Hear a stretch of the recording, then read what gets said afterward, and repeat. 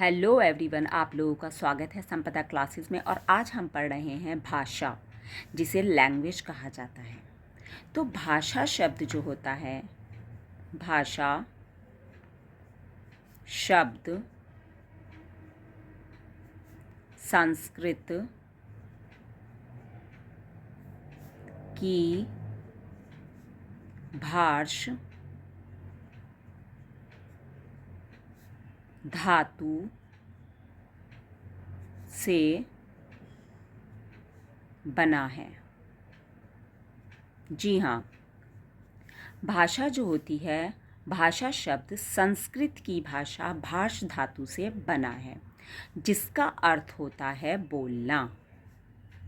जिसका अर्थ होता है बोलना, अर्थात भाषा वह है जिसे बोला जाए। भाषा का संबंध जो होता है व्यक्ति के विचारों से होता है। जो हमारे मन में विचार आते हैं, जब हम उन्हें शब्दों के रूप में व्यक्त करते हैं, जिसे हम ध्वन्यात्मक या फोनेटिक रूप कहते हैं, के रूप में हम प्रदान करते हैं, तो वो भाषा बन जाती है। और हमारे सामने प्रस्तुत होती है। भाषा का प्रयोग अधिकतर बोलकर किया जाता है। भाषा जो होती है, भले ही हमारे मन में मूक रूप से विचार के रूप में आती है, लेकिन उसका जो प्रयोग होता है वो बोलकर ही किया जाता है। बोलना ही भाषा होता है। भाषा में क्या होता है, विचारों का आदान प्रदान। हमारे मन में जो विचार आते हैं, दूसरों की बातों को, भावनाओं को, विचारों को आदि को जब हम समझते हैं, तो वो हम कैसे समझते हैं? विचारों के माध्यम से ही समझते हैं।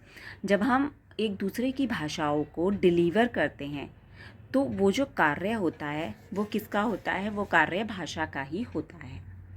इसीलिए बिल्कुल आसान शब्दों में कहा गया है, भाषा भावों और विचारों के आदान प्रदान का माध्यम है। मतलब अपनी भाषाओं, अपने विचारों, अपने भावों को दूसरों को प्रदान करना, और दूसरों की इन्हीं सब चीज़ों का, भाषा भावों और विचारों को लेना, ये सभी माध्यम जो होता है ये भाषा के द्वारा ही पॉसिबल हो पाता है। ओके, आई होप आपको इतनी बात समझ में आ गई है। तो हम आगे बढ़ते हैं। हम बात करते हैं भाषा के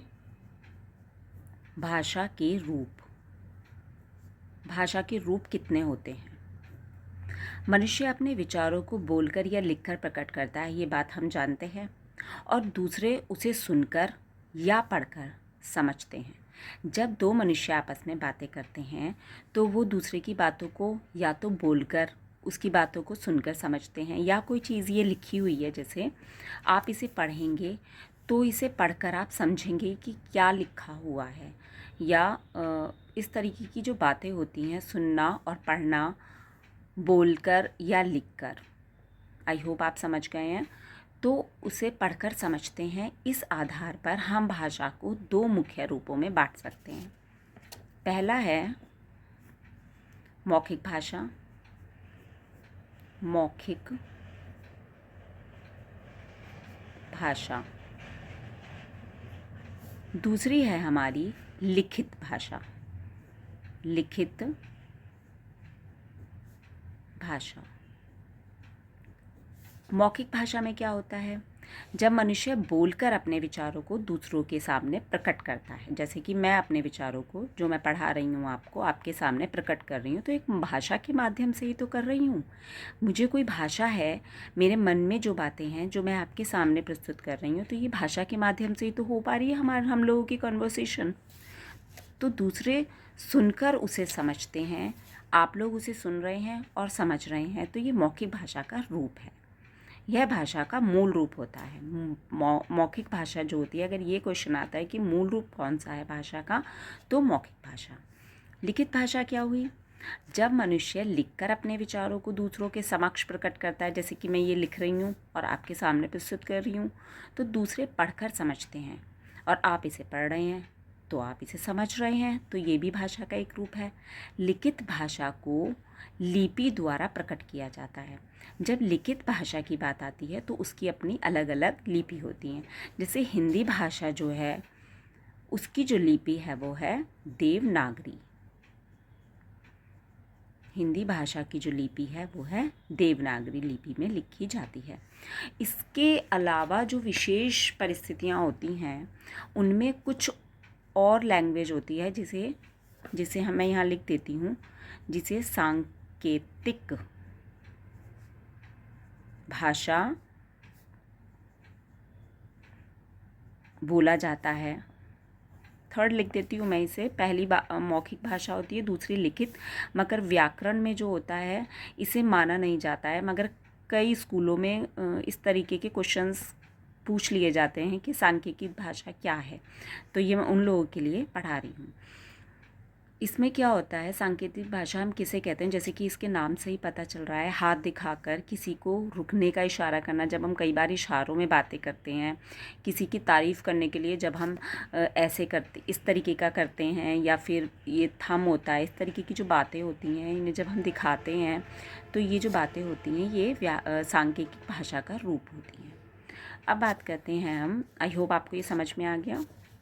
विश्व में अनेक तरीके की भाषा बोली जाती हैं। ऐसा नहीं है कि हिंदी ही बोली जाती है, इंग्लिश नहीं, बहुत सारी भाषाएं बोली जाती हैं। भारत में भी अनेक भाषाएं बोली जाती हैं। इनमें से 22 जो भाषाएं हैं वो भारतीय संविधान के द्वारा मान्यता प्राप्त हो चुकी हैं। 22 भाषाएं हैं जिनकी मैं आपको एक लिस्ट दे दूँगी अपने इसी चैनल पे, तो आप उन्हें याद कर लीजिए, हमें पता होनी चाहिए। उनमें से मैं कुछ बताती हूँ आपको, जैसे हिंदी, कश्मीरी, उर्दू, पंजाबी, बांग्ला, मराठी, गुजराती, ये सब जो हैं 22 भाषाएं हैं। ये जो होती हैं इन्हें संविधान में मान्यता प्राप्त हो चुकी है। फिर हम बात करते हैं मातृभाषा की। मातृभाषा ये क्या होती है?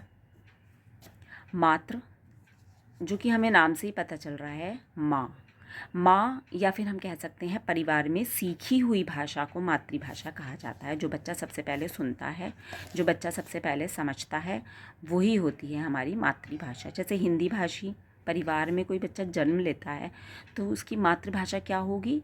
हिंदी भाषा होगी। उसी तरीके से तमिल में, तेलुगु में, किसी भी भाषा में, तमिल, तेलुगु, तो उसकी भाषा क्या होगी? तमिल और तेलुगु होगी। आई होप आपको ये समझ में आ गया है। फिर बात आती है, अब हम बात करते हैं राजभाषा की। राजभाषा जिसे ऑफिशियल लैंग्वेज भी बोला जाता है। राजभाषा का क्या अर्थ होता है? इसका अर्थ होता है कामकाज के लिए या सरकारी कामकाज जो ऑफिसों में होते हैं उसकी जो भाषा होती है वो राजभाषा कहलाती है। तो ये 14 सितंबर 1949 को संविधान में हिंदी को राजभाषा अर्थात सरकारी कामकाज की भाषा के रूप में स्वीकार किया गया था। कब स्वीकार किया गया था? 14 सितंबर 1949 को। ठीक है, तो इसी दिन जो होता है 14 सितंबर को ही क्या मनाया जाता है? जी हाँ, बताइए, कमेंट्स बॉक्स में लिख सकते हैं आप। हिंदी दिवस। और जिन लोगों